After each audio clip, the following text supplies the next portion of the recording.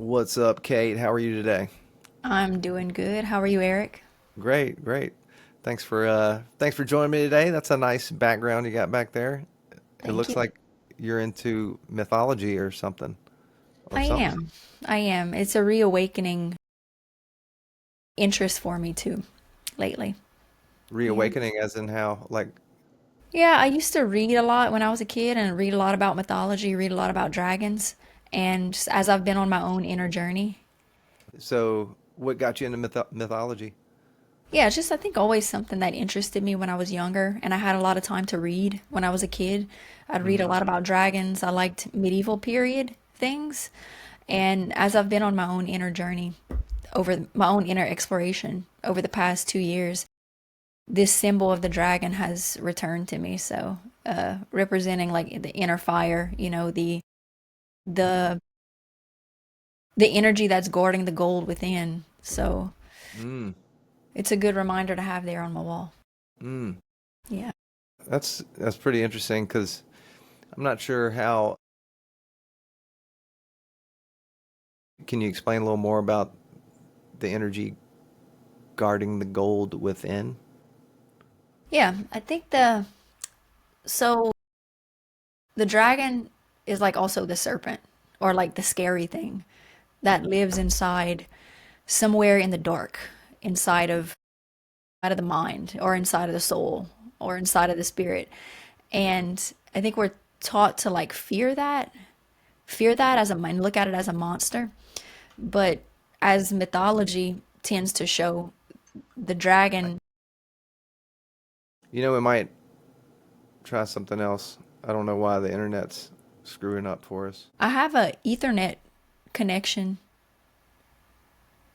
so you're frozen. Yeah. Damn, I think you're back. I don't know if uh if we can do something about this. Maybe we can just switch to Zoom and record from there. Is it something that happening on your end? You just keep freezing up on me. Okay. Um, Hold 1 second. I have an Ethernet connection to my computer right now, so a hardwire, but I do have a box on top of the internet box outside. I'll go remove that and just see if that takes care of it too. Okay, If that's cool. okay. Okay. Yeah, totally. All right. All I don't right. know if that'll take care of it or not, but Yeah, your videos. I mean, I assume this program is like it's constantly uploading like our fullest resolution to the internet. You do look pixelated to me, but I'm just hoping and trusting that this software is uploading the high res version. yeah, it does say on your end, it says actual recording is higher quality and you're a little blurry.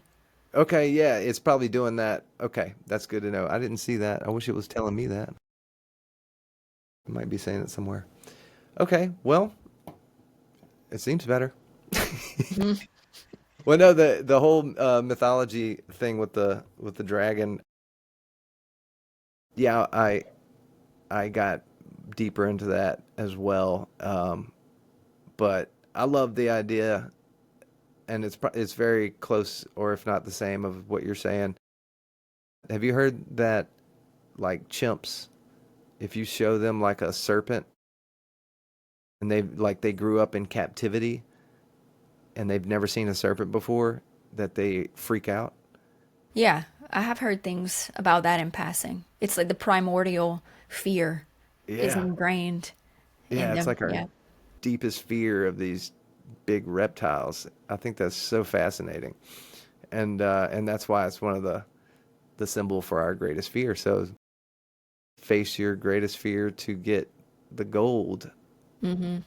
Yeah. And maybe the greatest fear is actually like facing the innermost part of ourself and talking about the serpent is a long just tube basically, which is what we are on the inside. From mouth to bottom, we're just a big tube, Mm-hmm. like a serpent. Yeah.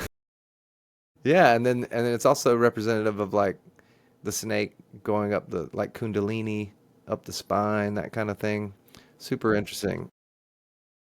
So tell us a little bit about what you do. Or how'd you get into, or first, what is a Jungian coach Yeah. or psychologist? Yeah. Well, a Jungian coach, so it's different from psychology or therapy, where therapy is more focused on the past, kind of rehashing the past and making sense of that. Though I do that in Jungian coaching, it's also focused on going forward, moving forward. So becoming aware of repressed material, that's what we would call what we put in the shadow, ways that we feel like we can't be on the outside. We can't be, if we're a nice person, then we can't be a mean person. So then when we interact with people, we don't show that mean side, but if we do feel that emotion of feeling mean, we don't feel like we want to show it to that person, but that energy rises. And if we repress it somewhere, it's still energy that we have inside of us. So it can be motivating us in our life, but be in the shadow and be repressed. And so, what I do in Jungian coaching is I help people to come into conversation with these parts of themselves that they repress, these these castaway parts of themselves that they feel like they can't show the world or even themselves, come into acceptance of those emotions and what they're actually trying to tell you when they rise up. And then stepping outside of that pattern of feeling a certain way, repressing it, acting out of it, and then moving into a place of creating a new pattern, creating outside of the constant, I feel this way, but I'm going to repress it. Creating outside that pattern is the second part of the individuation journey Mm. of the Jungian coaching. It's how can I create a new, more expanded way of being outside of this old conditioned pattern to react in this way that keeps me small and Mm. safe and actually like divided on the inside. Because when we repress things about ourselves, we start to it creates a division within us because it's like a rejection, a certain rejection, a rejection of a certain part of the self. Mm. But but yeah, just because we hide it away somewhere doesn't mean that it goes away. The energy's still there. So what I'm helping people to do is to accept that energy's there, take the heat out of it kind of, or the pressure, in the way of saying it's okay. Like it's okay that you feel this. Like how can you actually integrate this into your life as part of the greater expanse of who you are and Mm. create something new from that. So yeah, what I do is I work with women who are in their mid 30s, who are in careers that drain them, isolate them, typically remote workers, people that work from home, and help them step into careers that align with their true purpose. Mm. So helping people to find their true purpose on earth and how that aligns to their career life, their professional life. That's a tough one. How do people find their true purpose? Yeah, that's the journey. That's the journey within. That's the That's like the journey. hardest question. Yeah. It's it's a process. It's a process of coming into conversation with those what we would deem as like ugly or repressed parts of ourselves and seeing how those parts of us can actually help us to become truly who our soul wants us to reflect as being here on this earth. Because usually when we put things into repression or in the shadow, it's because we had to do it to feel safe or get along as a child. Like, say, for example, as a kid, you were a person that really like shared your opinion. You really shared your opinion. But when the adults came around, they said, you need to be quiet. Actually, like, stop talking. Like, you don't need to say all of that stuff in front of everyone. So then, to get along in that environment, the child starts to mute themselves and hold back a lot. And that kind of thing can continue into adulthood Mm-hmm. and actually restrict a person from showing who they fully are and Mm-hmm. how that part of themselves can actually like help them to become the wholeness of who they are. Man, I had another question about that. Oh, so actually, that reminds me. I just so happened to, like, I got a number of audiobooks that I'm like want to recreate. So I'll randomly like flip through and hit one, and I hit Beyond Order by Jordan Peterson, and two things you talked about came like I just happened to read or listen to recently. One of them was the fog. So I think that's where you kind of hide. It mainly he was mainly talking about relationships, like hiding. Well, the part I listened to, hiding your real feelings or certain things, like especially in relationships where you put up with one little thing for a long time over and over, but those things add up over years, right? So the example he gave was like someone who didn't like small plates, but he never said anything. And like 40 years later, he flipped out over these plates, Hmm. like something really ridiculous. And so it was like, don't hide things in the fog. And it just made me think that, we hide things, or we hide our true feelings and whatnot. And that's, Yeah, and doing that time after time after time creates a pressurized kind of environment on mm-hmm, the inside. And so then the person will flip out 40 years later and kind of not even know why they did it mm-hmm, because they've been unconsciously suppressing their hate for small plates all those mm, years. So they're blind to it to some extent because when they see a small plate, they automatically they automatically kind of like disassociate with the feeling that they mm, hate small plates mm, and become blind to that over time. mm. That's and that reminds me, the other thing that you said was about repressing stuff and forgetting. And I keep coming back to things I listen to, and one of them I tear up a little bit from listening to um, David Goggins' story, and he basically goes back to see like his if you don't know his story, he was abused, and his mom was abused by his dad, and like 15 years later, like he left when he was 8, and then he went back when he was 20 something, and he went back with his mom at some point, and she was looking, they were on the street he grew up on, and she was like, where are we? He's like, Mom, this is the street we grew up on. She goes, I don't recognize any of this. Hmm. And it was like she had been in an abusive relationship for 15 years. She never knew when she was going to get slapped and for why she was getting slapped. She had no idea. And so she was under this state. That's just what I read into it, is like, she was under that state of stress so much that her subconscious mind like blocked out, like she took so much to where she didn't even recognize where she was. I thought that was mind blowing. Yeah, that's the perfect example. Yeah. And well, how do you keep people from, I've heard stories of people digging so deep for something that they think is there, and then, but and then thinking like they were abused, and then coming up and realizing later that they just made it up because they were looking for it. The story I'm thinking about, I can't remember the name of the book, but it's a woman who she wrote a whole book on it. It was basically like she dated and abused.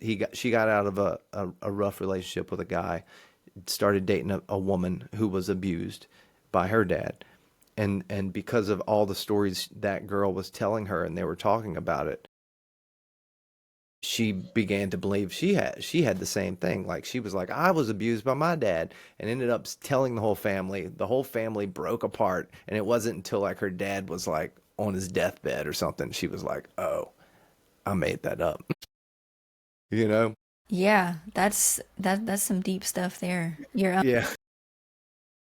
Yeah, that makes me think about like transference or countertransference. Mm. It's a term that's used in coaching and therapy too.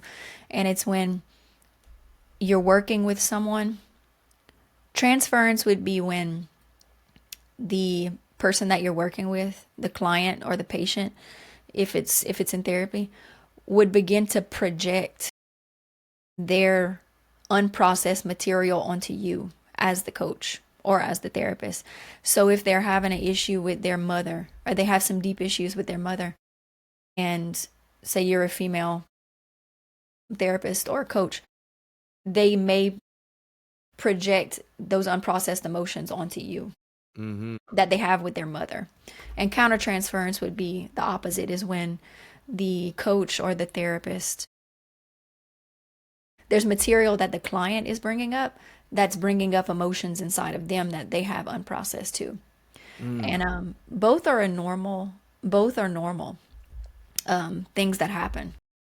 And the thing is to not get to be able to discern that it's happening when it's Mm-hmm. happening, But yeah, that kind of is what's reminding me of that there.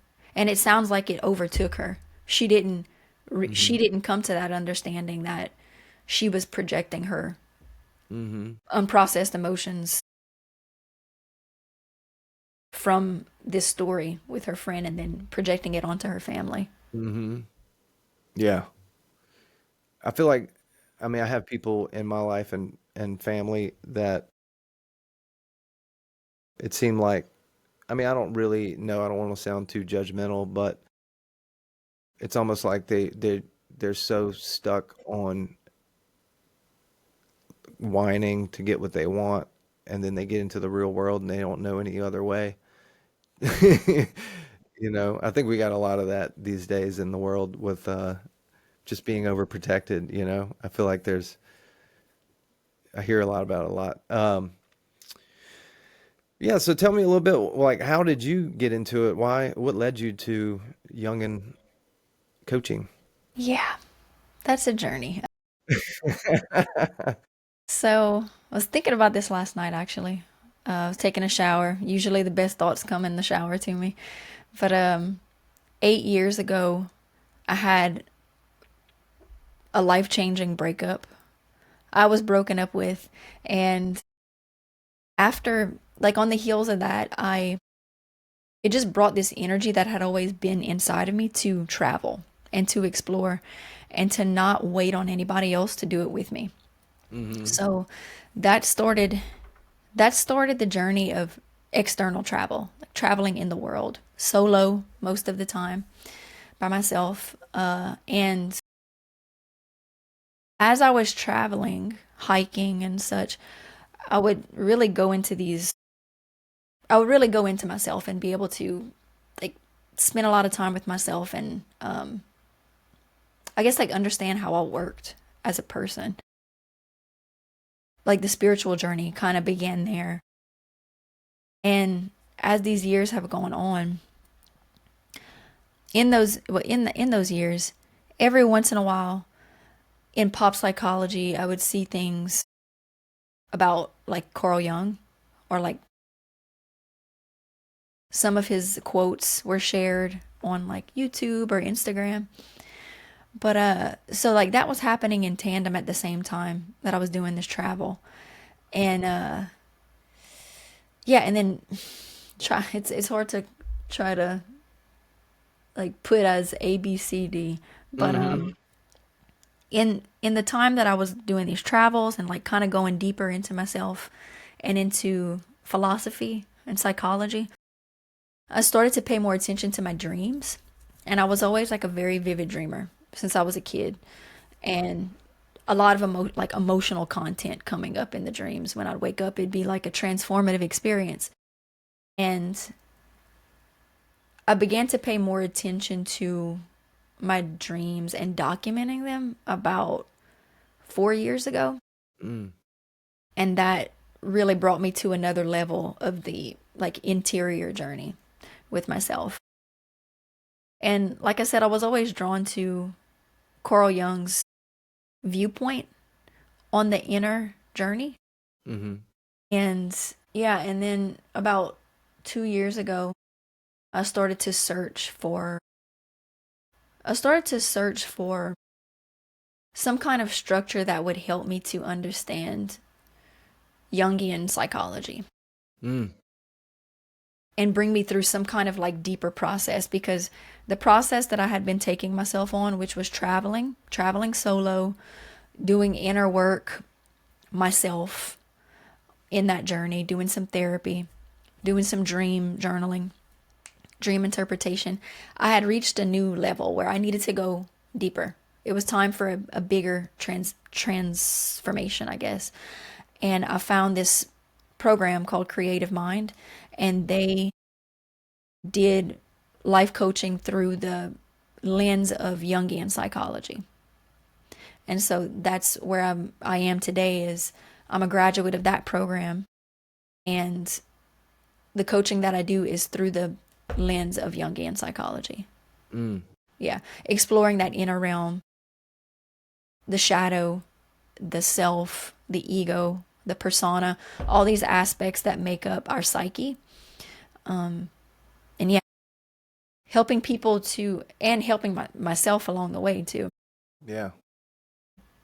Really accepting the wholeness of who I am and not being chained and like imprisoned and held back by those aspects of myself that I used to not know how to accept. Like, give me an example. Accept, just accepting life, accepting things the way they are. Yeah, it would be like so one of the aspects of me, for me as an example, years ago I have a YouTube channel. And years ago I was creating videos that were focused on Louisiana culture and Mm. Louisiana accents. And I did it from a place of it was a passion. Like I just felt like very passionate about that subject. So a lot of people also enjoyed those videos, but it was also a lot of exposure. Once I was out there, there was like millions of views on it. There was a lot of exposure. And at the age I was at the time, I think I didn't know how to process that. So I came to a point where I just stepped away from it out of fear of like being seen, basically, Mm-hmm. and or being found. I used to have this, I had this idea that someone was going to come find me, and Mm. so part of the work that I've been doing is like reclaiming that, like exploring what that fear was about. Like why did I get scared? Why did I step away from it? And then also like stepping up now and reclaiming that part of myself because I have a message that wants to come through me and I want to help people, and there are people out there that can benefit from the help that I can give them. And so then it becomes the purpose becomes bigger. It's not about just me anymore and being scared of being seen or heard, being questioned on what I know. The bigger purpose is other people need this. Other people need this help. You know, Are I've you walked, using yeah. are you using that platform? Are you posting to your YouTube, the same YouTube, or did you start a new one? Yeah, no, it's the same YouTube. And Okay. I have a set of videos that I plan to release within the coming weeks on the Okay. YouTube channel. And What's the channel's name? yeah, it's just Katelyn Sunshine. It's Okay. Katelyn Sunshine. That's what All it right. is for now. That's what it All was right. back then. So, Cool. but yeah, as we like I've walked this part of the journey myself, and I know that there's things that I've learned along the way that can very much benefit other people. So the purpose becomes bigger than me now. It's about helping to other people to walk their way down their path Mm-hmm. and offer what help and guidance I can from what I've learned, walk in my path. Okay. Is what can you share with us that you learned one of your most powerful learnings in your life from Yeah. from this? Yeah, when it was the darkest, I think that yeah, the biggest lesson that I learned was at this point where I was at my lowest and everything was dark. I'm a very visual person. Like I dream a lot, So you how know. long ago is this? Is this Yeah. when you were making those videos or after? Yeah, no. So this point that I'm talking about here, it would be about 5 years ago. The videos that I was recording, that ended about 2018. Okay. Yeah, around that time. But I had come to this point where about 5 years ago, I was standing on a pier off the bayou, and for a long time, I felt numb. I felt really numb to myself. And I was standing on this pier, and because I'm a very like just like inner visual person, everything felt black inside of me. Everything, it was like nothing I had ever experienced before, and it scared me. Like it's almost like I could see black spots inside of me.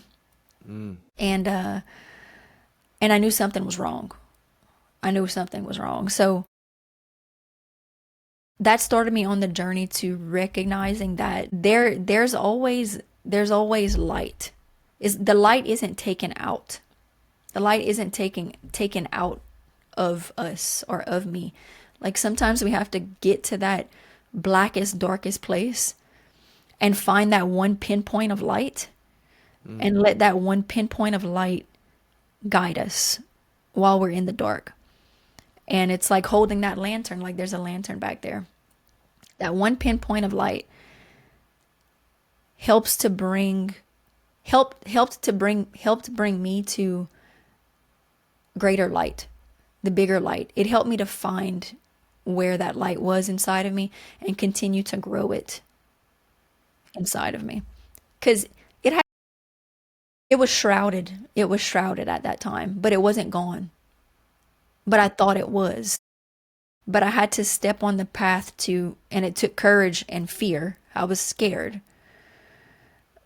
But I knew that I had to walk forward and get out of that dark somehow. Mm-hmm.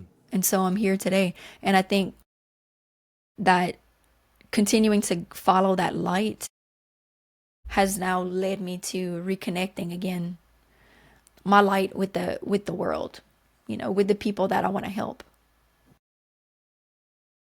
You may have said it a little bit, but can you give me a little, like, for someone has no idea what Jungian or anything about Jung, how would you describe the coaching? How do you, yeah, how would you describe it simply for someone? Yeah, so simply It's yeah, it's a not simple. yeah. So first we start with unpacking what the triggers are for the person. And typically the things that trigger a person about another person or a situation can help show what that person is repressing about themselves. Certain ways that they feel that they don't want to act. That if they see another person acting that way, it may trigger a response, an emotional response in them. And that emotional response whatever that emotional response is, be it like anger, jealousy, whatever, can help a person to see what their shadow is. The shadow being the thing that they repress. And the Mm-hmm. thing that they repress then goes into a receptacle where it still has energy inside of you. So that energy is still motivating. So if the jealousy is there, or the anger, or whatever the emotion comes up, just because we decide that we in that moment we don't want to feel it, when we get triggered by someone, that doesn't mean that it goes away. It just goes somewhere inside of you where it's being repressed. And so then, like your point earlier, the small plates.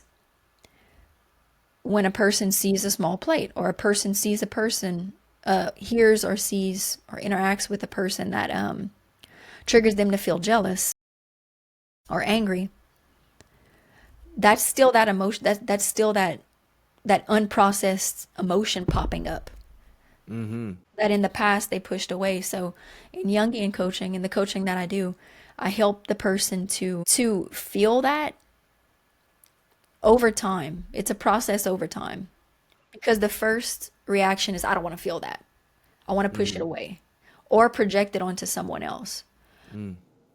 So I help the person to reclaim that emotion as their own, feel it, and then in feeling it, that emotion has information for the Mm, person. okay. It has information about the person as to why they're feeling that way, what they can do to process that emotion and to be free of it, because it's just an unexpressed emotion. It's just Mm-hmm. coming through to try to tell something. And how do you get rid of it? Well, the thing is about not getting rid of it, Mm, because we can't just get rid of it mm-hmm. You gotta because feel it. it's energy. Yeah, it's energy.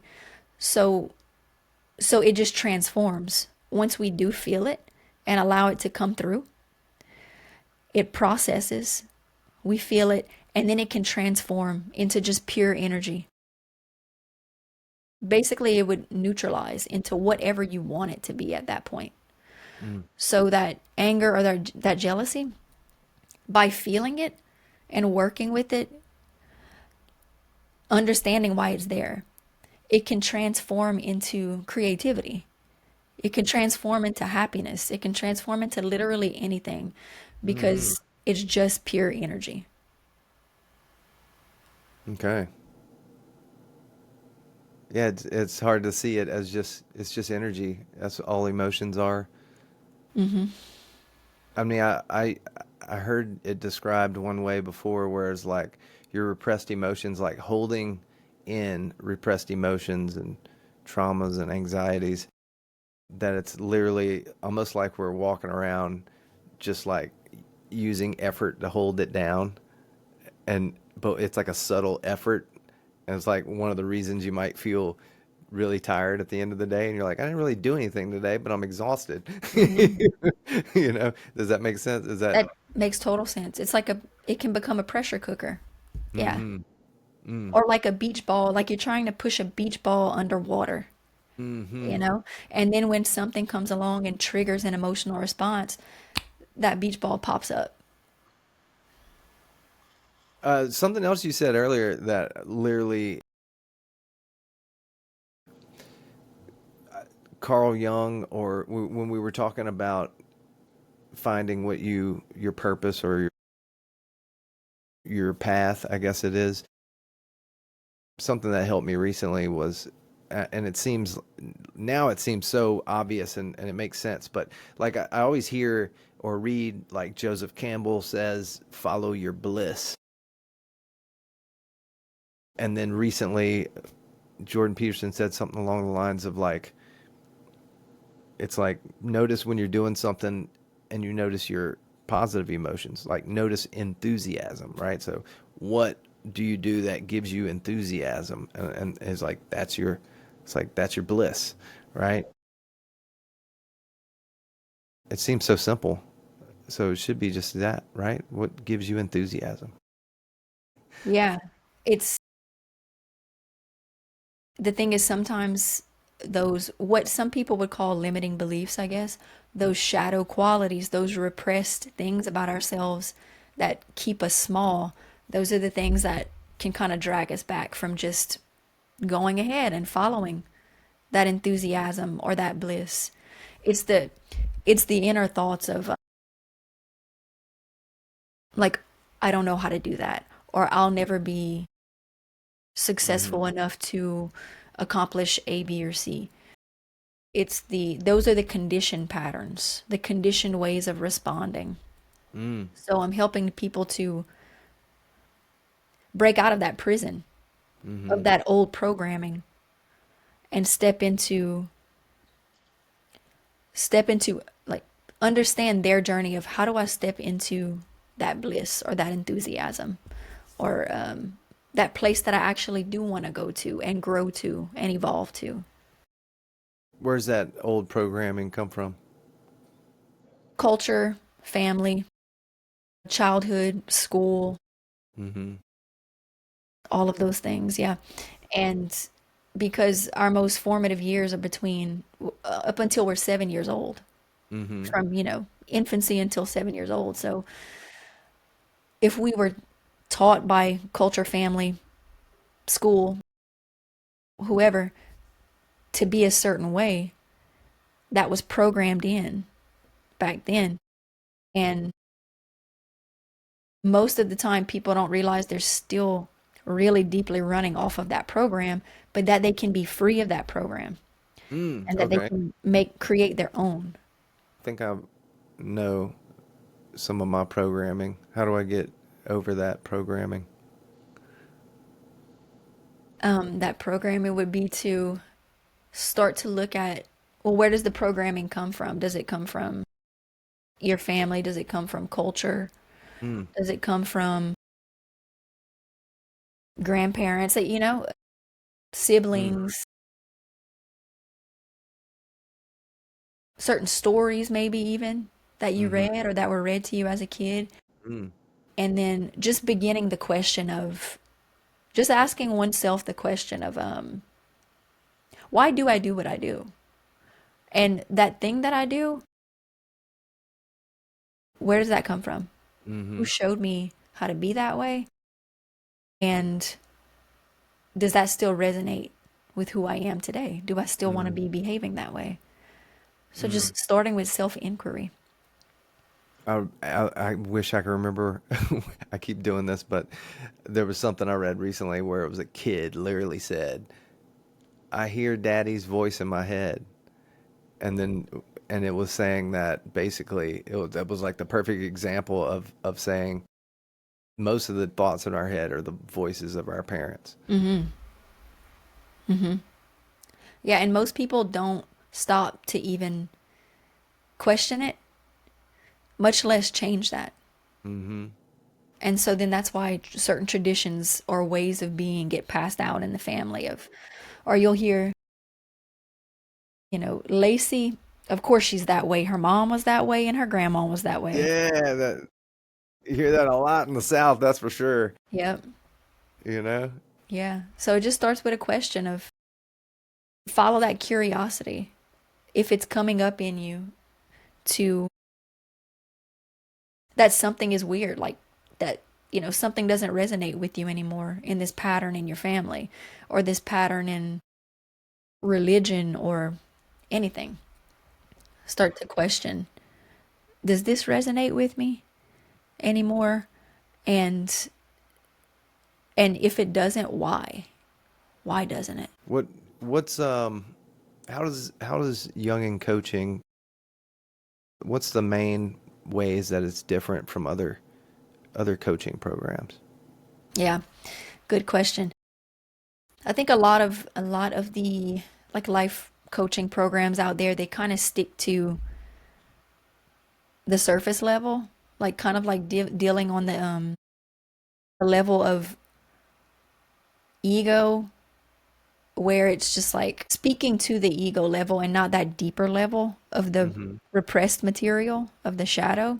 Mm, So it might look in other programs like what I would call persona shifting, mm, where it's like, okay, become aware. They show you how to become aware of your limiting beliefs and then how to replace those limiting beliefs with new beliefs.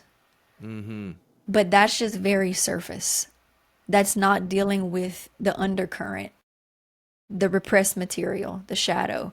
So if you just replace these limiting beliefs with new beliefs that sit better with you on an ego level, Mm, then it's still not all that stuff that's still driving you underneath the mm-hmm. shadow, the repressed things, is still going to be there. Mm, So in the long term, I think a lot of life coaching programs out there are good for like quick fix type things because it's mm-hmm. that persona shift.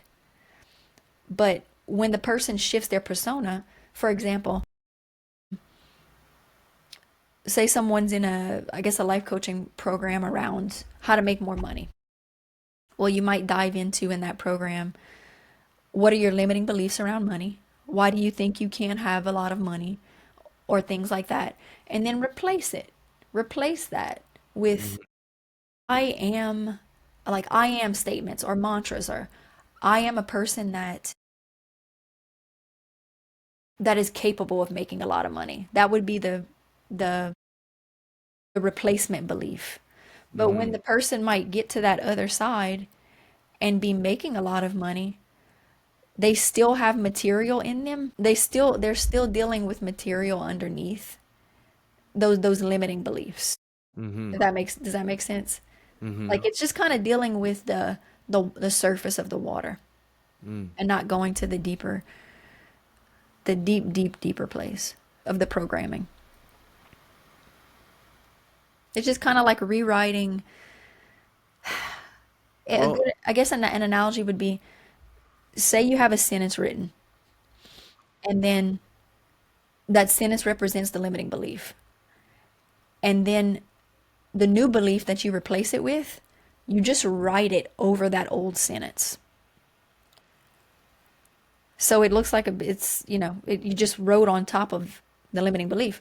But the depth coaching is, what the shadow coaching, the Jungian coaching is, it's going underneath that mm. and like working to like break that code that's already been programmed into you and totally rewriting a new sentence, Mm-hmm. not one on top of the other. Gotcha. So, do you ever use or do much with powerful breath work like holotropic breathing or rebirthing breath work?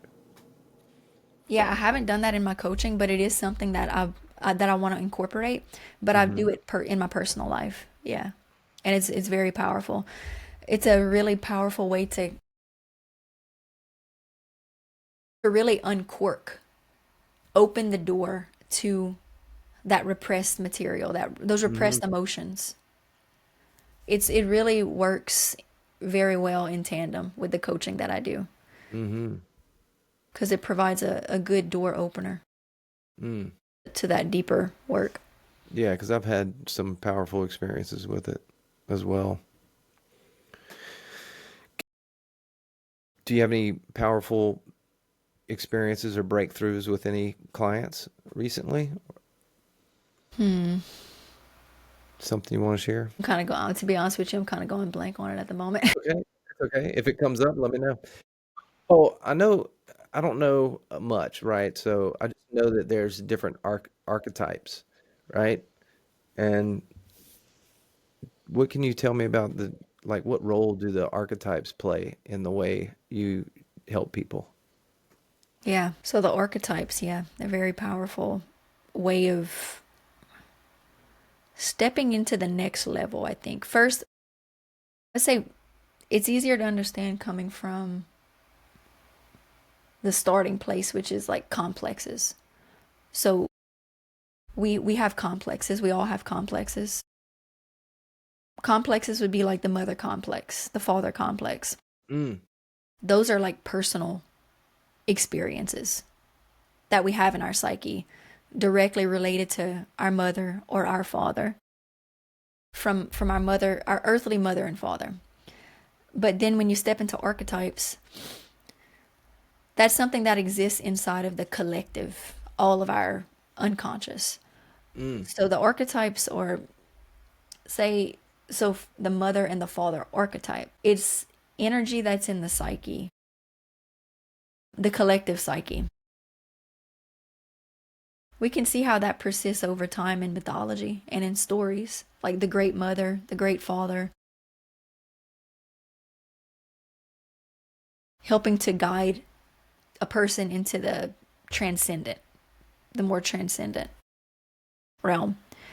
So, let me try to gather my thoughts on this, the archetypes.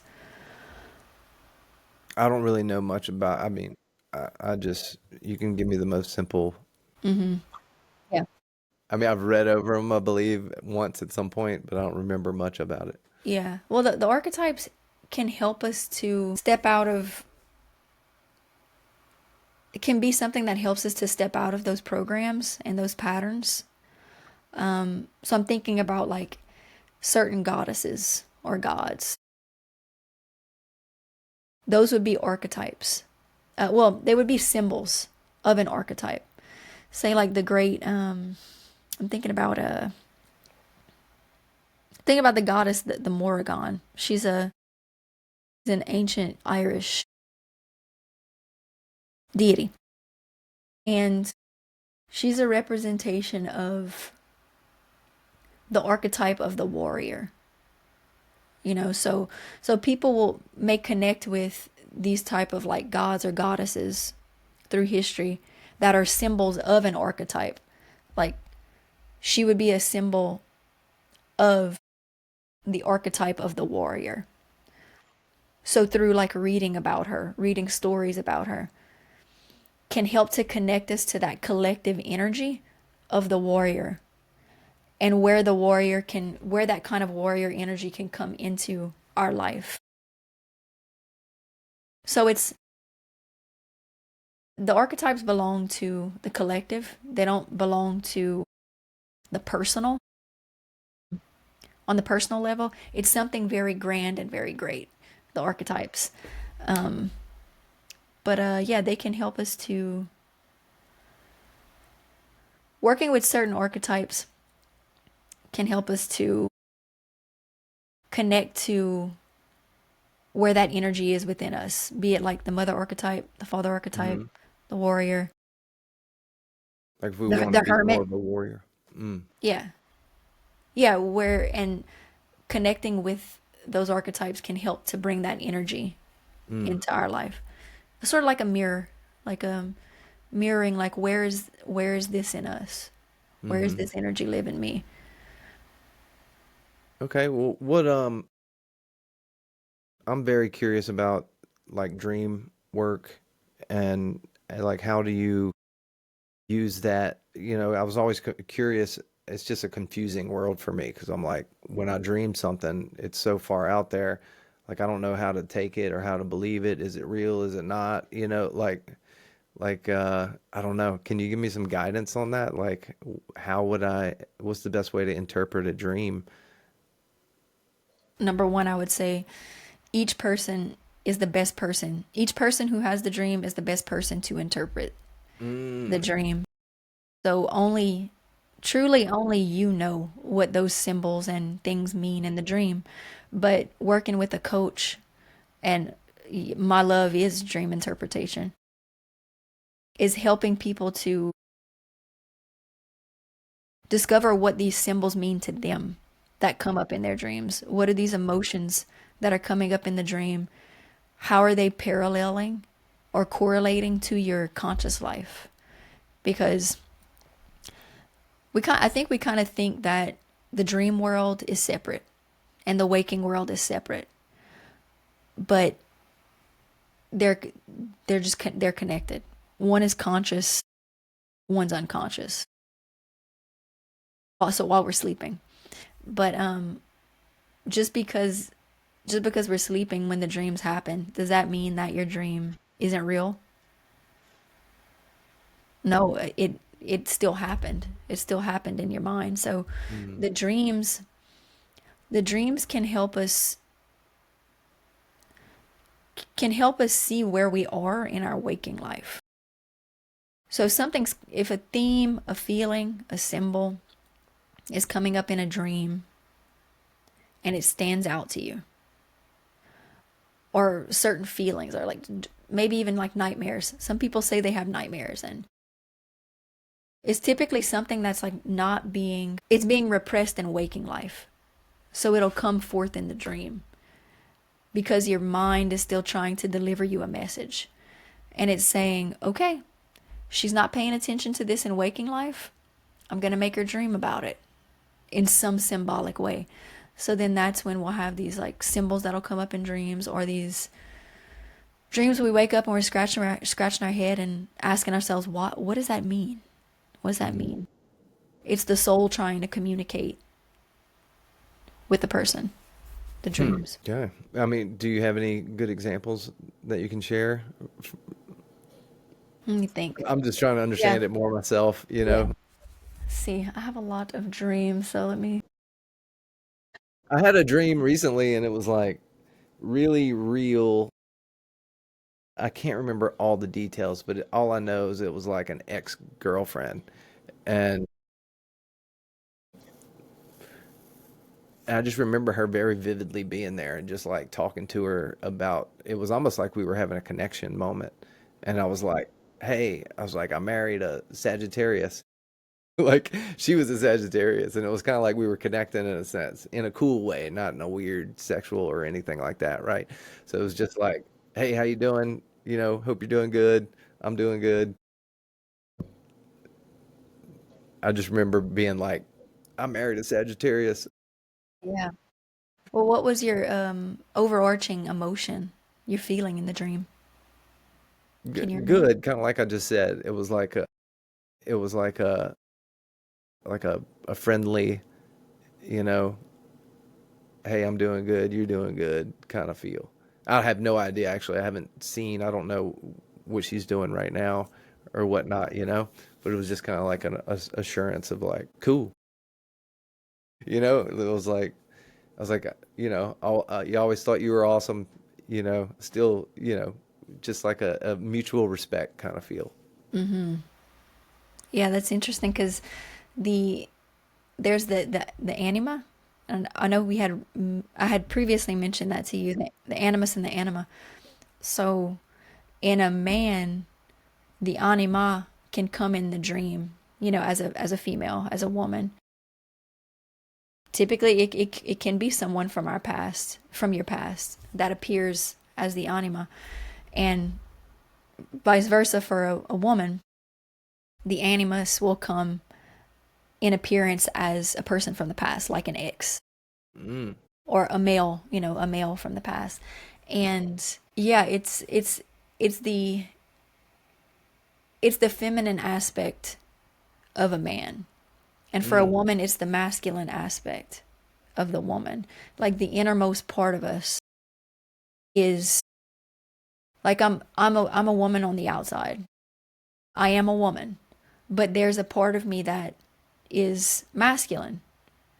And like for you as a man or men, you are a man and masculine, but there is a part of you also that is feminine and has feminine qualities. So that's like the innermost part of ourselves. So when I hear you say that you had that encounter in your dream, it makes me think that that is the feminine aspect, the other half, the yin, the yang hmm. meeting in the dream and like checking in with you. And then what about like symbols,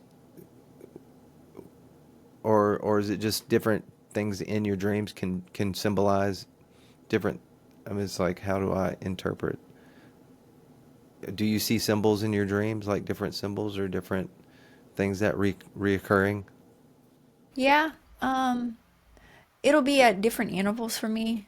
Hmm. I'll get sometimes I might get like a lot of symbols. Sometimes I might get a couple of things that really kind of feel like a symbol. They'll translate a complex idea to me, I guess. Like, let's see. I could refer to my dream journal, but it's not right here. Uh, no worries.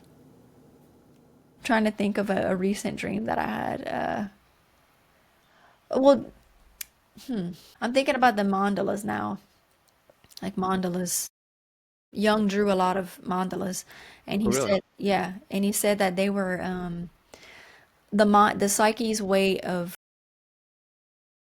orienting or integrating or reintegrating emotional information, and that they could be representations of the self being the whole of a person, the wholeness of a person. And so sometimes mandalas will come up in a dream. It's shown itself in a dream to me before, like at a transitionary point, like at a usually at a big transition point, a big symbol will show up. Like I was in this big transition last year, and I had a dream about a total eclipse, like a total solar eclipse Mm. happening, where the moon passed in front of the sun. And when I woke up from that dream, it was like I had a feeling of the shift happening inside of me. So that's an example of like something showing up in a dream, and then it's almost like a magical transmission happens Mm. where this symbol, this image can help to understand a deeper emotion that's Mm. happening in waking life. Mm-hmm. So it's kind of like an symbols in dreams can be like an anchor to help us see where we are on our path at the moment or where we're going, because sometimes they can be precognitive and give us kind of insight into what the next step is. Mm-hmm. Okay. Cool. Interesting. So, do you have any like? Are there any misconceptions about Jungian philosophy that you'd want to, or coaching, that you feel like people should know? Misconceptions. Yeah.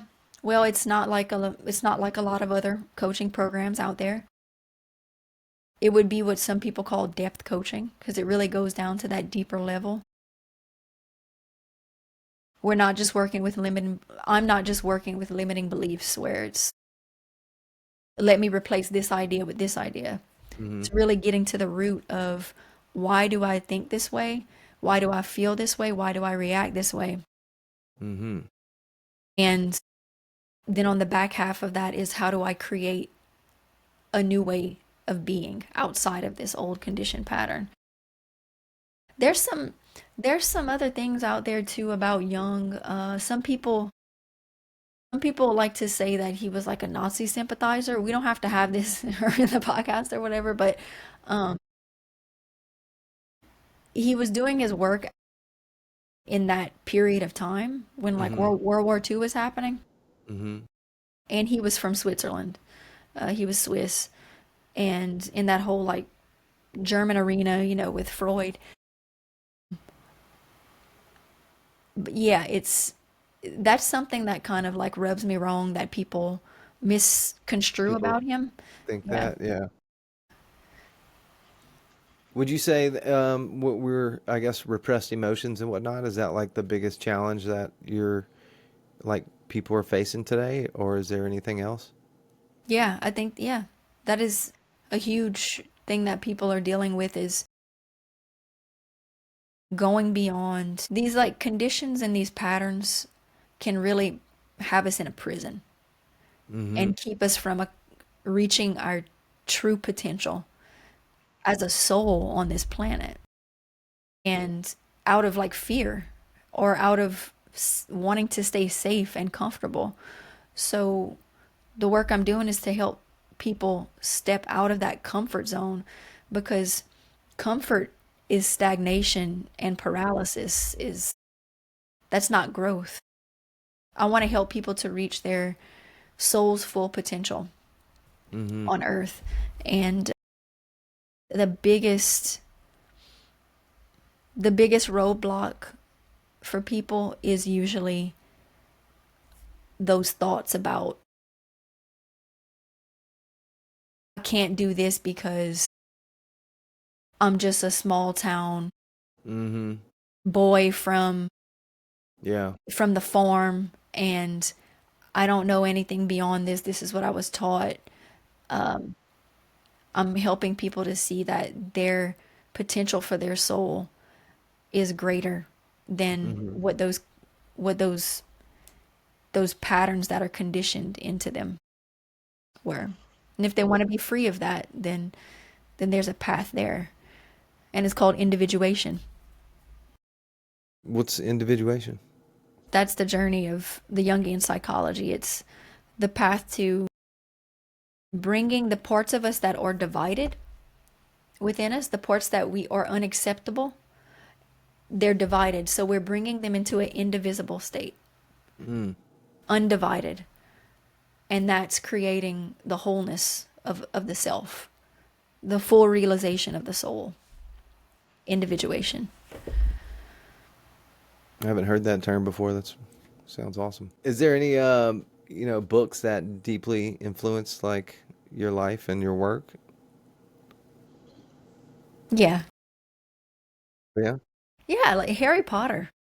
Oh, really? Yeah. Okay, yeah. Yeah. Awesome. I was really drawn to it as a kid and read the books time and time and time and time again. Really? Okay, Yeah, cool. and as I got older and I started to connect with this, sort of unconsciously connected with this Jungian work on my path, I started to realize that the Harry Potter books they're all about alchemy. They're all Mm. about these principles of that are parallel with Hermeticism and alchemy and like Jungian psychology. Mm. Yeah, they were always there. They really influenced me as a kid. Yeah, I And I mean, would say, yeah, go ahead. yeah, I was gonna say also the Lord of the Rings, too. Mm. Yeah, Mm-hmm. is the Yeah. hero's journey, the hero's journey. Yeah. Yeah, I see a lot of the hero's journey in it. I definitely am familiar with most of that, but I don't know much about, what else you're seeing in it. But I'm also not super familiar with I've only seen, I think, the first two of the Harry Potters. I still love them. I just hadn't made it to the rest of them. Well, the books are better, of course. And I definitely didn't read the books. Yeah, of course. And that's just so mind blowing how much better books are. If you could put like a message like on a billboard for everyone to see, what would it say? Hmm. I have to think about that one for a second. I say, don't be afraid of the dark. Don't be afraid of the dark because you're the light inside of the darkness. Mm-hmm. That's great. The light of awareness, right? What's a question that you wish people would ask you more often? Question. How do your ancestors play a role in work? Oh, okay. Well, how do your ancestors play into your work? I, so we didn't really talk much about I mean, you mentioned that you put a lot of work out there. I'm just assuming this connects is because you were big on Cajun French, right? Or was that, or am I wrong? I haven't seen a ton of Hmm. Yeah. I've only seen a little bit. Does that does that tie in? So I'm Creole, and ever since I was little, I've just always had a connection to asking my grandparents and asking the older people in my family about our family stories, about Mm, where we came from, because it's a really mixed heritage that I have coming from many different lands, my ancestors. So I just had naturally that inside of me to start asking questions to the old people. mm, And they would also bring me to visit older relatives also. So when I was little. So I really was able to hone in on the listening, how to listen. And they would speak in French most of the time. And so I would have to interpret sort of like what was being said, like reading body language, and then being able to understand what they were saying by using all those senses. Um, but it's just like oral tradition is something that's very interesting to me. It's very much part of my path. Just always asking the question of like, where do I come from? Why do I do what I do? Why do we do what we do as a family? Why do I do what I do as a person? I think mm-hmm, it's really it's really important to know the origins of where one comes from. Because if you mm-hmm, don't know where you're coming from, you don't know where you're going. mm-hmm. So yeah. Um, the videos I have in the past is were focused on culture, dialect, language, Louisiana French, because language itself just has a lot of energy in it. Mm-hmm. It translates So much. so much, yeah. Yeah. It's funny. I was like opposite. I didn't ask anything, but I was very like observant of just like light and sketching, and I just wanted to study things and the way light hit things, like that's all I was like a little more quiet in the corner or running around playing a sport or fighting. But no, I love that, and you're making me realize like, and I have realized this before, but I do want to know more about my past, and I do might need to get my parents on this, and my grandmother on a podcast. Yeah, it's yeah, just following the thread of what's right in front of us. Family members, Hmm. older family members have a lot of information that can die with them unless we kind of prod them for that info. And they might even look at it, what you're asking them, as like, why am I telling you this? Like, it's not going to be helpful, but that can really help you to understand who you are, why you do the things you do. Can you share us a little more about your family, about your past, your ancestry? Yeah, what about it? Mm, just some of the stories, that go with that question of what you wish people would ask more. Where's your family from? Yeah, so my family's been here for a long time, been in Louisiana a long time, mostly around Evangeline Parish, St. Landry Parish area, but I have ancestry from France, Spain, Italy, Africa, Ireland, England, pretty much everywhere except South America, to my knowledge. Wow. Yeah, some Native American in there too. Yeah, it's a big old mix. So when you decided to travel, where did you go to? That's a good question because I kind of I let my heart lead me in where I travel. And I really feel like it's working out into this grander story that I don't know the ending of it yet. Mm-hmm. But when I started to travel by myself, I knew that there was something there with my ancestors were tracing me back to places, to certain places, and that in time I would understand. But it's been this journey of like going to England, going to Peru, going to Hawaii, going to kind of all over Europe, all over Western Europe, and Canada, because I went to a French immersion program there about 7 years ago. And I know that in time, like I'm being led to Africa also, and I'm being led to Ireland. And I know and Italy. I know it's gonna come in time, but I guess like instinctually along the way, I've known that where I get drawn to, at some point I'm gonna know why I got drawn there on the ancestral level. Hmm. So it's kind of like this image of I see this big map of the world in my head and lines bringing me here, there, and I'm gonna see the big picture of it at some point Mm-hmm. of exactly why I went and I'm gonna go to those places. But I feel like I'm being led by that connection to my ancestors. Mm-hmm. So what are some of your favorite places that you've been? Yeah. So the top place is England. It's yeah. I don't. It's I've when I I've been once, you've been once, yeah. Where'd you go? a long time ago, just right in the middle of London, and then we traveled out to Wales for a little bit. Um, that was a long time ago though. I was like 20, Hmm. so it was like 16 years ago, Yeah. or excuse me, 26 years ago. Yeah. That's a while. It's just there's It things. was amazing. Yeah. There's Sorry. things tying us back there as Americans, Mm-hmm.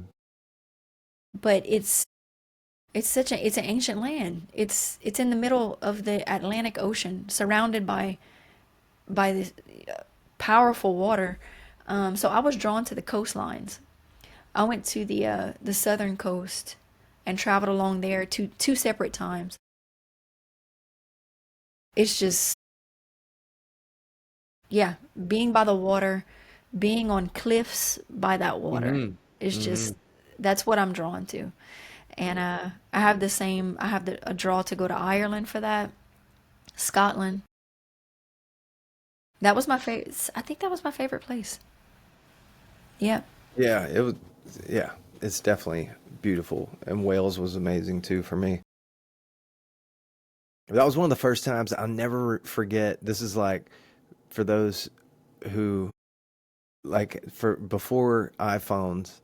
I mean, I think I had a cell phone, but it didn't work out there, right? So this is like around 1999 or so. And so I went out there for only about 2 or 3 weeks. And when I first got out there, that was the most lonely feeling I've ever felt in my life because my cousin who I was meeting wasn't answering his phone. And so I'm out there on the street with like 2 bags, and I'm just kind of like, I remember this moment just being like, I am completely alone. I have nobody else to contact except for this cousin of mine.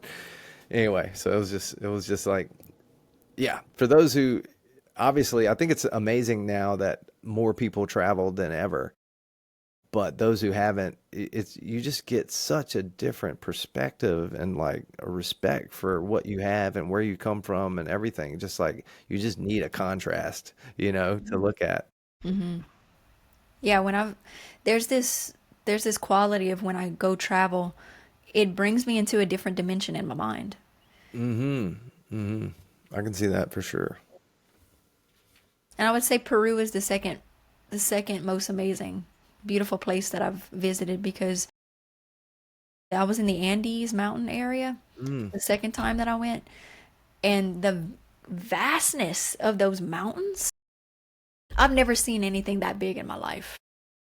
I mean, it just went on into the sky forever and ever.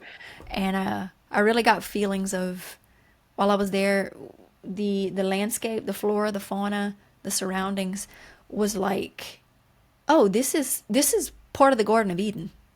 This is part of the Garden of Eden. And then I look at the map and see the connection with, the African continent too, and I'm like, yeah, this was part of the garden.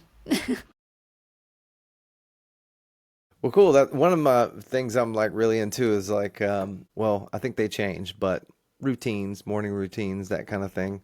So do you have like a tool or practice or just a simple mindset shift that changed everything for you at some point? Hmm. Yeah, the thing that's jumping out to me right now is contrast therapy, doing a hot tub and cold plunge. Yeah. Yeah, and it's like opening the gateway of my body to the Mm-hmm. deeper to go deeper because the job that I was in before had me in a lot of pain in my body because I was sitting at a desk all day and for like 40 hours a week. I was in such pain, and so I decided to do, I think it was like a month or a month and a half for every morning that I woke up. I was going to do cold plunge, hot tub, cold plunge, hot tub. And I did that for all those weeks, and it it helped like ironclad my mindset about driving forward into the goals that I Discomfort. wanted to accomplish. Yeah. Like it really helped get me out of a rut. And I still do that. I do that now. So this morning I did it. It's kind of part of my circulating my energy. Mm-hmm. And when I do it, I look at it as the yin and the yang, the back and the forth. Circulate this energy that's in my body because when I don't move a lot, the energy becomes stagnant when we don't move. Mm-hmm.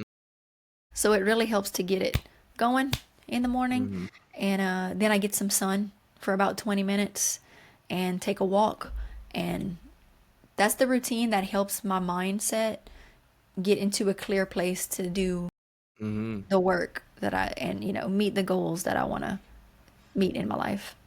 Yeah, if you happen to be watching this and you're in Louisiana and you want some contrast therapy, look up Inner Alchemy. Andre Wilson will hook you up. Or you can check out Preservation Yoga, where we do hot yoga with a cold plunge. So I'm obviously really into it too. I wanted to call it, we're keeping the name Preservation Yoga, but I wanted to call it Contrast Yoga.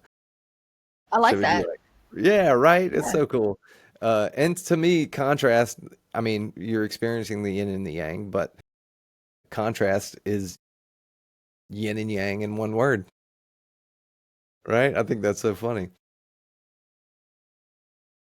Cool. So, what excites you most about the future, especially of the work you're doing? Yeah. What excites me most is connecting with the people that need guidance and help. It's like Hmm. reconnecting to the world, connecting to those people, putting my message out there, and yeah, I was really excited to meet more of those people that want to go on that inner journey, Hmm. become the inner traveler.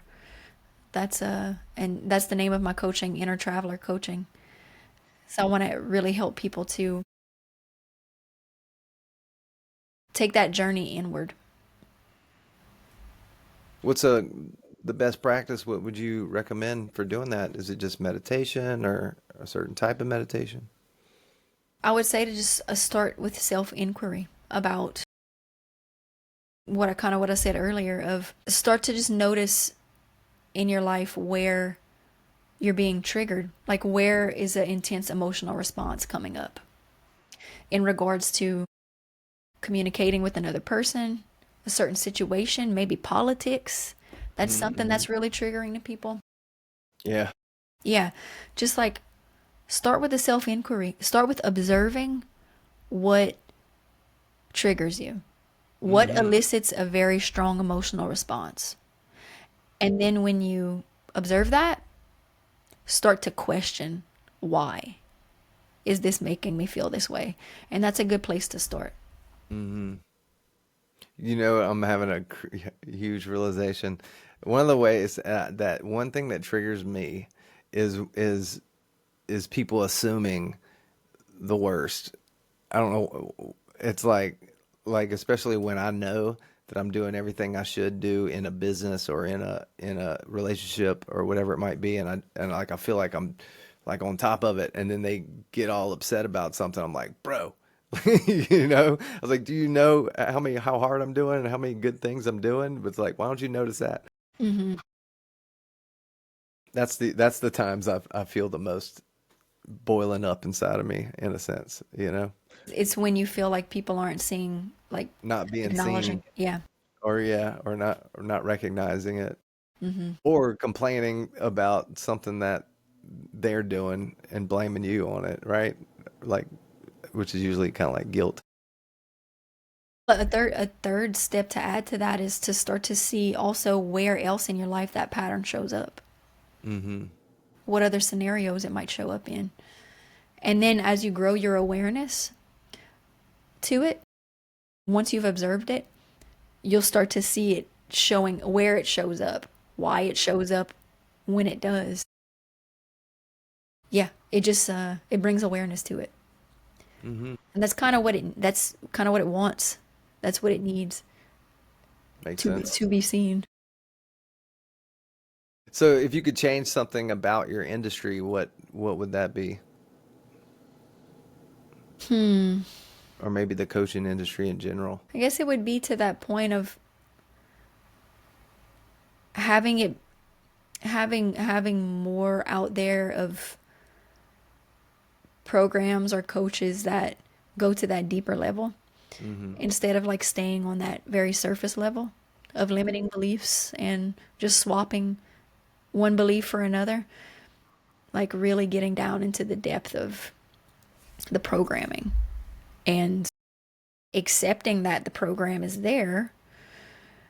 And then once the acceptance is there, only then can we choose to create something new out of it. Hmm. So that acceptance has to happen first. So I'm not too I know of a direct experience with a couple coaching programs for myself, but I think by and large coaching kind of deals with Or at least maybe the idea is that life coaching just deals with that surface level. Mm. But I would like to see more people doing Mm-hmm. the depth work with the shadow and those repressed emotions. Yeah. So what would you say is the best piece of advice you've ever received? I know Yeah. that's just a funny question. Advice I've ever received. It could be just like recent, because I feel like we all go through certain phases, and I like to know, like, it doesn't have to be the best advice, but like, what have you seen, out in the world right now? I mean, I know that we're all on our own paths, and certain things stick out at certain times. So maybe the a most recent learning on your path, anything stick out? Mm-hmm. Have you been paying attention to the news and whatnot going on right now? Eh, not really.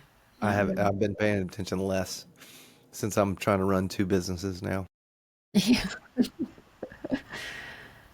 I'd say it's continue to go forward. Just Hmm. continue to go forward. Hmm.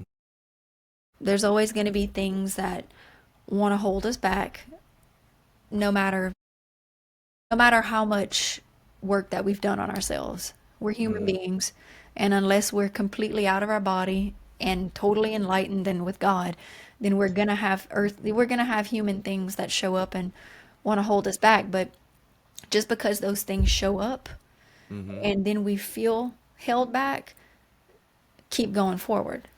Hmm. You don't have to stop. Just keep on going. Sometimes we do have to stop.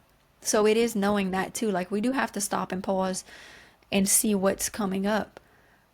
But then also don't get stuck there. You can give yourself permission to continue going forward. Hmm. Very cool. Well, if you could have dinner with three different people, who would they be? Alive or dead? Okay. Besides Young. Besides Young, I was gonna say I'm just Young. Yeah. I had a dream about him once where I felt like I met him. And no way. I probably, I mean, I did meet him. Did you remember like what happened, or you just remember meeting him? Oh yeah, I remember what happened. It was a very detailed dream. Yeah, Do you want to share? sure, yeah. So the idea of it was, so I walked up I was in a house that had two stories, and it was like an older house, like a, and with like a really skinny wooden staircase. And I walked up the staircase, and when I got up there, there was a tiny little spot where there was a chair, and he was sitting on the chair. And he invited me over to come and sit on his lap. And he showed me this is how it is. This is how it works. And I saw this vision of me going. It was me being in a box and then rising to the top of the box, and then there was a tube that led out of the box, like a tunnel. And I floated out of the tunnel, and then I floated out into just like openness. And then what he was translating to me in the dream was that this is how existence is. This is how life works. You're in this box, you rise to the top, you go through this tunnel, and then you come out into this vastness. And you can float around in that vastness, but also you can go back in the box. And it's a cycle. And so yeah, that was one of those transformative dreams when I woke up. I understood what was happening in my life at the moment, and how existence, I guess, operates. Like we're in this Yeah. container, we're going to one day die and exit that and go out into this openness. But then it was the idea of like you can choose to go back in to the tunnel and back into the box. And choose your parents. I don't know about that. I've heard that before. I don't know if it's Native American belief that we choose our parents. I've heard that a lot in different spiritual Yeah, systems. Yeah. it's interesting. Like Yeah. we're here to teach them. Mm-hmm. It's cyclical, yeah. But that makes me think of astral travel. Can you Hmm. do you know of people? Yeah, I've always been fascinated with that. Yeah, that's, I haven't read up on much about it, but I have Mm-hmm. direct experience with Mm-hmm. it. It's when it showed up in my life, it was, I didn't read a book to bring it on or try to do it. It just started happening. I think because I think it's the soul. The soul is really driving you to to it can't be contained anymore inside of the little cage that you're Mm-hmm. keeping it in. So then it just blasts you off into this astral dream, and there's a lot of them that I've had. I used to live on a bayou, and I tended to have a lot of them there. Really? The water, the element of the unconscious and the dreams. Yeah, they were usually like pretty freaky dreams. Kind of when I woke up, I felt like I was like slammed back into my body Mm. Whoa. every time. Yeah, it's I think it's not to be taken lightly, astral travel or astral dreams or Mm-hmm. anything like Mm-hmm. that, because there really is a veil there that you're stepping beyond Mm-hmm. involuntarily or voluntarily, like, Mm-hmm. so. Yeah. I do. I've read about different inventors. I can't remember if it was Einstein or Nikola Tesla. They would um, use some sort of technique of sitting and like kind of finding that state between dreams. It's almost like you're accessing the collective consciousness, if you will, right? And I love that idea that I mean, because I remember before the iPhone came out, I remember being like, you know what? It'd be really cool if this thing could play an MP3 player, have a camera on it, and be a phone. And I remember thinking that all the time. And then all of a sudden, it Yeah. happens, and I was like, I just didn't have the capabilities of making it. Obviously, somebody did, but Steve Jobs downloaded it from the collective consciousness. Like, how many people, that's why they say if you have a really good idea, like, do it because you're gonna see somebody else Somebody's do it. thinking about it. Yeah. I had the same thing happen. Sorry, the same thing happened with. I was like, bro, somebody needs to make a shirt that just says airplane mode and have like a little switch on it. I saw it like 2 or 3 years later. I saw somebody with that shirt, and I was like, bro, I put that in the collective consciousness. Yeah, that's a synchronicity. That's what they would call a synchronicity. Yeah. It's showing up in in conscious life. Something that you dreamed about or thought of showing up. Have you Yeah. ever heard of Carl Jung had some writings about around World War II, people started to have specific dreams. The collective of, like, he was with people in Germany, and those people were having certain themes and symbols show up in their dream all at the same time. And then he had this like massive dream about like a war happening, and then World War II was like right Right there. right there, yeah. But people's dreams started to shift, yeah, as a collective at that time, and he was documenting that in his patients. Mm. That, so I love the idea that so we're talking about the collective, and this is what's making me think about is there's a guy that came out. I think it's Nick Sweeney. He's on Instagram, and I've been following his content. He's got some great breath content, but he created an app. I'm so jealous. He calls it Coherence. I didn't know why it was called Coherence. I just thought it was a cool name for an app, and he just released it. You can tell this was his idea from the beginning.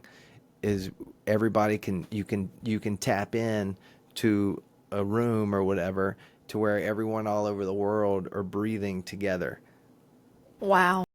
right? So coherence in the you're trying to get the heart brain coherence, throughout the world. I was just like, man, that's so cool because I'm sure you're familiar with some of the statistics on like different people meditating in certain towns and the crime dropping, things like that. Yeah, So meta that's a sick idea. or Yeah. labyrinth. There's a labyrinth walking, like international labyrinth walking month, and it's like meditation. It's like meta. Like you get together, you walk the labyrinth as a group and meditate on a specific thing. Usually like world, some world Peace. peace stuff. Yeah. Yeah. That's very cool. Like all breathing at the same time. One heartbeat. Yeah. One heartbeat. Exactly. That's amazing. Sweet. So, I didn't answer what do your you, question though about how who would oh, I have that's right. Yes. who would I have dinner with? Yeah. Who else? My great grandfather, All right. Ashton Deculus, and one more person. Probably Jordan Peterson. Oh, Yeah, yeah. probably Jordan Peterson. We're both fans. I forgot that we went to see him live. That was so awesome. Yeah. And he's another person that was a conduit to me taking in more information about Jung because a lot of his talks that he was giving when he was at university, he had posted those to YouTube, and a lot of them were about mythology and about Jung. And so that was a that was a good format for me to get information about the topic and about Jung and about individuation before like really diving into the readings, like into Jung's actual readings. Mm-hmm. Yeah, and I just feel like yeah, he obviously has he has like a energy to him, Mm-hmm. Jordan Peterson, and it would be interesting to me to be in a direct location near him having a conversation with him, Yeah. feeling his energy. Yeah. Amazing. All right. Well, thank you. Any other questions for me or anything you want to talk about that we didn't go over? Yeah, the eightfold path. Can you talk more about that? Or is it the Yeah. I've heard the twofold path. Okay, the twofold way is the thing that I'm into. Okay. And that comes from Miyamoto Musashi, right? So Miyamoto Musashi, if he's just a samurai and he ended up writing the Book of Five Rings. Well, it turns out he was a painter and like a calligrapher, and even in the book, which is not completely true, the novel, he at some point carves a sculpture in exchange for like a new sword. And so the reason this speaks to me so much is because all my life I was always like a painter. I was always into like martial arts. I was always into, I liked sports, but I was like artistic but also physical. And so in high school is the best example where you can really see it because I was like a starting running back on the football team, but I also won every art award. So I was really good at just attention to detail, and I've always felt like I was like lost in a sense, like I didn't feel like my art friends wanted to hang out with my jock friends. I just got along with both. It wasn't until I was about 30, I think I was 33, living in New York, and I was reading more Miyamoto Musashi. It's his life and writings. It was fairly new at the time, and really cool. I love reading like historical stuff whenever you got different points of view. Like he said it happened one way, and then they found text where these other people describe different situations in different ways, and you're like, oh, which way did it really happen? So it really shapes like your model of that time. So it was the quote where he says, every warrior should have a peaceful art as well as a killing art. This is the twofold way. And at the time, I had gotten really deep into jujitsu. I was training jujitsu very often at that time, and I was also a photographer. So photography was my peaceful art, and jujitsu was more the killing art. And I just felt like the more I did it and the more I experienced it, the more I saw it, and also reading Leonardo da Vinci as well. Um, and it just makes me fall even more in love with the saying, "All arts enrich each other." And so I've never liked specializing, and it's almost like I don't know if this is some subconscious flaw, but you know, I was a really good photographer, and I never felt like I'm like made it, and whatever that is, and I never reached the pinnacle of what I wanted to, but I did. I had like billboards. Like I remember a time being like, bro, if I just had a billboard on this major road, Hollywood and Vine in California, that would be it. But the problem is probably my biggest learning in life was like learning to not stop, as opposed to thinking that I was going to make it somewhere and then it was just all going to just start to fall together and Yeah. like just happen for me. And that's one of my biggest flaws. I think the biggest things that I screwed up on in life was everybody around me was always like, just do what you love and the money will follow. Just, so I'm like, okay, I'm just going to keep doing my art, which I love. Don't get me wrong. I loved making beautiful photos. I loved drawing and sketching and painting. But I just thought it was going to like take off by itself. I didn't realize I had to sell it. Mhm. Or, so I just did what I loved and the money didn't follow it, and I just got resentful. And I was like, screw this, screw all this stuff. So that was probably one of my biggest learnings over the past 10, 15 years or so. And I still battle with it because I still, part of me wants to just take it easy or something. Yeah. But Yeah. I think that's the like with creative work that marketing, advertising, selling yourself point is what doesn't really come natural to. It doesn't mhm, seem like it comes natural to mhm. the more creative person. Yeah. Well, the Yeah. worst thing is I was listening to people who had no idea what the fuck they were talking about.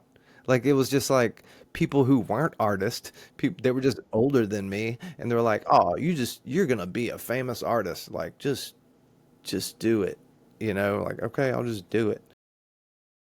and then and then next thing I know, you're broke again. Like it would be like I'd do really good, and then I'd be like, "Oh shit, I'm broke again." But so yeah, the twofold way for me is has molded. It's almost like there's always something, and for me, I put it in two different categories now because I do video work, video storytelling, and so for me, it's story and breath.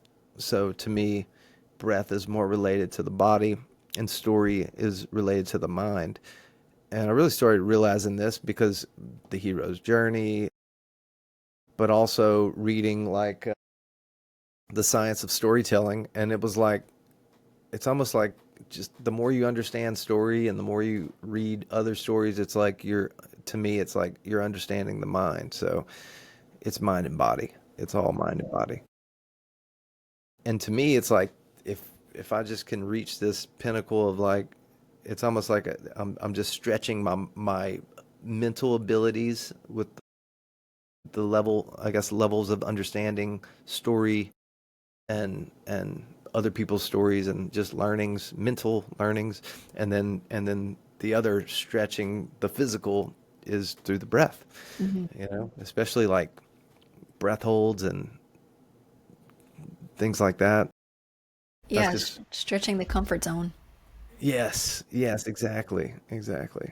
And so yeah, so I ended up I believe in that so much that it's like I have a business that's more physical, more body, more breath, which is a yoga studio, which I would like to make it into like a franchise one day and incorporate more breath work.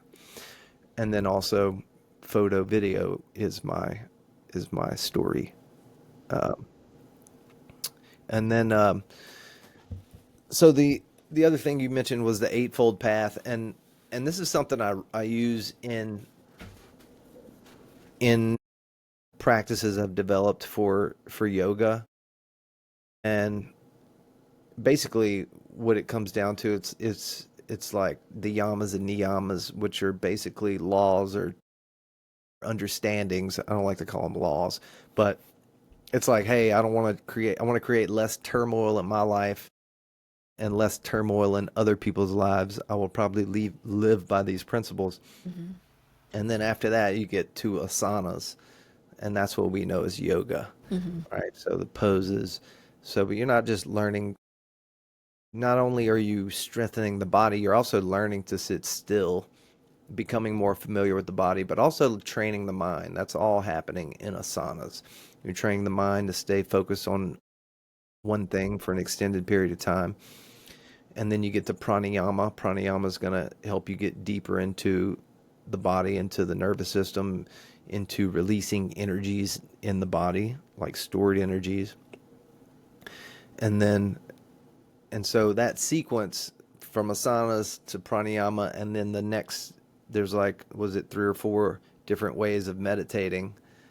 And which I'm not really good at explaining those perfectly, but really it's like staying focused, staying internally aware, but also staying externally aware. But the point is like even like people like Iyengar and other spiritual teachers exhaust, and it's funny because he says this is what he would do for his kids. The same thing he did for the kids, he needed to do for adults, which was wear them out physically through asanas, put them through some breath work, so they'll actually let go and get into a deeper state of meditation Yeah. and reprogram the subconscious mind. It's so helpful to adhere to some higher principles while we're on this journey. However, we decide to take the journey of to our innermost self, and yeah, be it the individuation journey through Jungian psychology or through Jungian coaching or Mm-hmm. through the yogic method, which they're very much intertwined too. Mm-hmm. The path of individuation and that Eastern philosophy way of coming to the self, to the soul. The importance of adhering to some higher principles is very important on the way. Mm-hmm. So if I were to start, which I think about is doing my own little coaching program, is I try my best.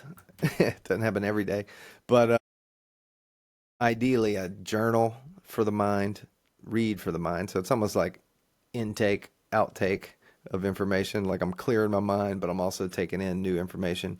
So those are kind of like my mind practices, and then I got meditation, and then physical exercise, right? So those are kind of like my four main practices that I try to do Hmm. daily. That's my non-negotiables. Hmm. Yeah, they my I've been working to really anchor in those physical non-negotiables like taking the cold plunges, getting sun, taking a walk, making sure to eat at the beginning of the day. Number one, Mm, drink and eat. And mm, some one that I'm working on right now is the writing. mm, Like mm, reconnecting to having that be a part of my non-negotiable because for me it feels that's very important. That writing part is very important to me to the speaking part. yes, So, yes. yeah. And Jordan Peterson talks a lot about this, right? So like just being able to like writing helps you really solidify your thoughts so you can speak them better, right? Hmm. Hmm. And yeah, that's why I love it. Or have you checked out his the Peterson Academy or anything? I haven't. I haven't. Yeah. But So it's he has something, yeah, it's something that I've heard him talk about and it is interesting to me. it's actually very cheap too. I think it's like it was 500. I think it's down to 300 a year, something like two. It's like three or 400 a year. So if you were to encourage someone, are there certain journal entries that someone should use to help? understand themselves? Hmm.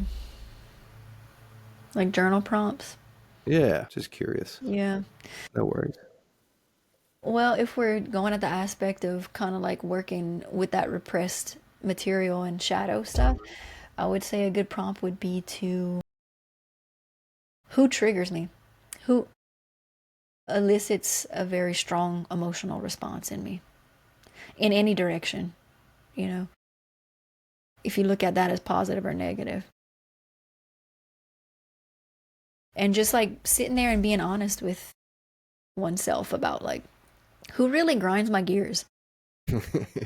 Who gets under my skin? Who can't I stand? Mm-hmm. And then what do they do that I can't stand and grinds my gears? And then and then how do I try to not be like them? Mm. Would be a good next question. How do I try to not be like that person? Yes. Taking notes. Yeah. And that would be the beginning of seeing what you push away, behaving like. Mm. So, Mm. so by listing the things that annoy you and aggravate you about the other person, you're kind of seeing the things that you push away being yourself. And then in listing, how do I try to not be like them? Would be the way that you try to act instead of acting that other way, the way they act. So it's kind of getting a glimpse at what you actually repress, behaving like, and project onto other people. Like, this person annoys me because they are loud. Okay. Well, what makes me not like them? Oh, well, I make sure everyone talks. I make sure everyone gets a chance to talk. I make sure that I speak at a even volume. Okay, but are you doing that out of purposely not trying to sound loud? Mm. Or are you doing that because that's just how you talk? You know, if we're doing something out of like kind of in spite of doing the other thing, that's like pushing it into the shadow. Like I'm gonna be even killed instead of loud because I don't like loud people. Well, the energy of trying to not be like loud people is motivating that action. So what would be so bad about being loud? Or, another good prompt would be what would be so bad about being A, B, C, or D, however you listed that person to Mm. be. What would be so bad about being like them?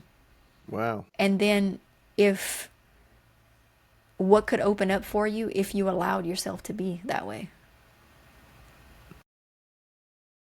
Wow. Okay. Love that. And you begin to get a glimpse of the things that you're repressing through that lens. And yeah, and the work that I do is helping people to go deeper into those questions. Okay. Cool. If you want someone to remember one thing from this conversation, what would it be? Remember that the dragon guards the gold, Yes. the inner gold. So becoming acquainted with the dragon, becoming friends with the dragon in a way that is, you are the master of the dragon. The dragon's not the master of you. You gain access to that inner gold through that, facing that dragon. Yeah. My favorite quote from Joseph Campbell is, "The cave you fear to enter holds the treasure you seek." Exactly. Yeah. Exactamo. Awesome. Well, thank you for this. Do you want to, anything else you want to talk about? Yeah, well, I'll just leave my info if anybody wants to get Oh, in yeah, contact please. with me. Yeah. Absolutely. So on Instagram, I'm Jungian.coach.kate, and Jungian is J Jungian, Jungian.coach.kate, Kate, and you can contact me on there if you're interested in learning more about this style of coaching that I do. My coaching is inner traveler coaching, and yeah, and my email is jungiancoachkate@gmail.com. And I'll be dropping some videos soon on that YouTube channel. It's called Katelyn Sunshine for now. That's right. But yeah, y'all can follow me there. And if anybody is interested in booking a session, booking a consultation with me, I can leave my Calendly info also. Could put it in the show notes. Sure. Yeah, and that would be I'll put it right down there. a free consultation to learn some more about the coaching and if it's a right fit. Awesome. Well, thanks. We'll put those links down there. Somewhere there's a stop button.